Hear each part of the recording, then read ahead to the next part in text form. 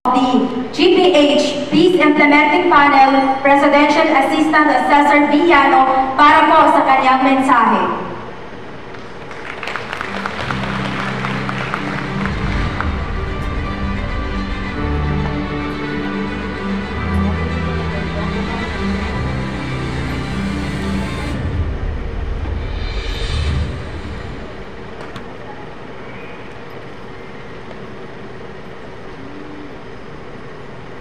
Assalamualaikum warahmatullahi wabarakatuh. Magandang hapon sa ating lahat. My sincere courtesies to the following: Secretary Landameo, Secretary Galvez, Chief Minister Makakua, Governor Mitimbang, Minister Iqbal, represented here by Director General Abdullah Salik Jr., Undersecretary Acorda, Presidential Assistant David Diciano, Undersecretary Sheena Leong, Executive Director Jordan Bayang, Attorney Paisalin Taco, sir, Member of Parliament Salik, partner, Vice Governor Nando, Member of Parliament Attorney Liza Alamia, Engineer Aida Silungan, represented here by Mr. Ping Lembak. To my hard-working colleagues from the different peace mechanisms headed by Mr. Ariel Hernandez, to our distinguished officials from the Bangsamoro government and BPA, we have MP Jafar Mikhael Matalam and MP Rasul Ismail, and to all other guests, and most importantly to our beneficiaries present.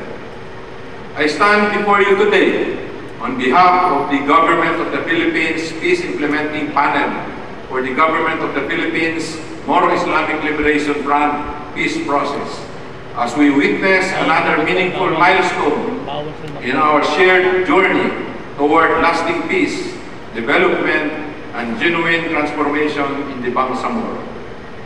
Today's awarding of educational assistance to the sons and daughters, or even the very selves of our decommissioned combatants, is far more than a ceremonial activity. It is a clear and sincere expression of our firm commitment that no one shall be left behind as we walk this path of peace and nation building together. Last year, we extended educational assistance to around 1,050 beneficiaries. This year, we are reaching an even greater number, 2,500 beneficiaries. A testament to our strengthened resolve and capacity to invest for a brighter future of the Bangsamoro.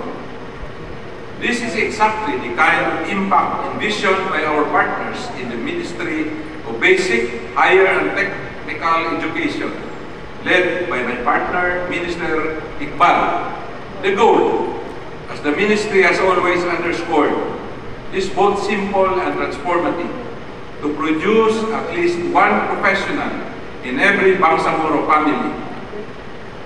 Through programs like this, we are not only breaking the cycle of poverty and marginalization, we are building communities of hope, dignity, and purpose. We extend our sincerest gratitude to our partners who continue to walk with us in this endeavor. Special thanks to the Mindanao State University System for partnering with us to implement this important commitment. Special acknowledgement goes to former MSU President, Attorney Basari Mapumpuno, who worked with us from the start, and to the current MSU President, Attorney Paisalin Taco, for his continued support and strong commitment to sustain this program for our beneficiaries. We also wish to acknowledge our dedicated peace mechanisms, especially the task forces for the decommissioned combatants and their communities, co-chaired by MP Attorney Alamia for the GPH and Engineer Silungan for the MILM, for their untiring efforts on the ground. Likewise, we recognize the leadership of the national government, represented here by Secretary Antonio Ernesto Landameo Jr. and our very own Upapo Secretary, Carlito Galvez Jr., and the BARM government headed Chief Minister makakuha. For their unrelenting support in pushing forward the normalization program. Sa ating mga minamahal na benepisyaryo, inikayat namin kayong lubos na samantalahin ang pagkakataong ito. Hindi lamang para sa inyong sarili, kundi para rin sa inyong mga pamilya, komunidad, at para sa kapayapaang ating sama-samang pinagbuhusan ng panahon, pagod at sakripisyo. Naway magsilbing simbolo ng katatagan ang inyong mga kwento at maging tanglaw ng pag-asa ang inyong mga tagumpay para sa iba. Patuloy nating alagaan ang kapayapaang ito na may pagtityaga, pagkakaisa at pananampalataya sa ating sama-samang pangarap para sa isang bangsamoro kung saan ang bawat bata, anuman ang kanilang pinagmulan, ay may karapatang matuto, mangarap at magtagumpay. Maraming salamat, at mabuhay ang bangsamoro. Maraming salamat po, Chair Yanong, for that message. Yang makatundo, ang makaunggay sa lakita no sa message na sa mga officials na no siya sa MILF. At this juncture,